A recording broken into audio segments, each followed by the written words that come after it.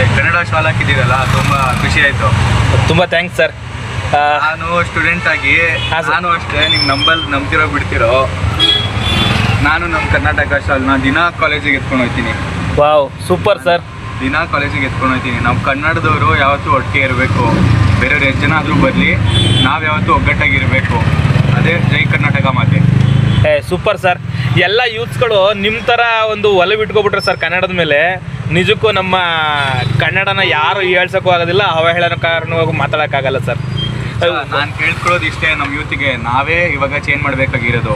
ನಾವು ಕನ್ನಡದವರು ಎದ್ದು ನಿಂತ್ಕೋಬೇಕು, ಆವಾಗಲೇ ಕರ್ನಾಟಕ ಮುಂದೆ ಬರೋದು. ಜೈ ಕರ್ನಾಟಕ ಮಾತೆ ಅಷ್ಟೇ. ತುಂಬ ಹೃದಯ ಧನ್ಯವಾದಗಳು ಸರ್. ನೀವು ಬುಕ್ಸ್ ಕ್ಯಾರಿ ಮಾಡೋಂಗೆ ನಮ್ಮ ಶಾಲನ್ನ ಕ್ಯಾರಿ ಮಾಡ್ತಾಯಿದ್ರ ಬ್ಯಾಗಲ್ಲಿ ಅಂದರೆ ನಿಜಕ್ಕೂ ಏನೋ ಒಂಥರ ಖುಷಿ ಆಗುತ್ತೆ ನಿಮ್ಮನ್ನು ನೋಡಿ. ಕೈ ಕೊಡಿ ಸರ್.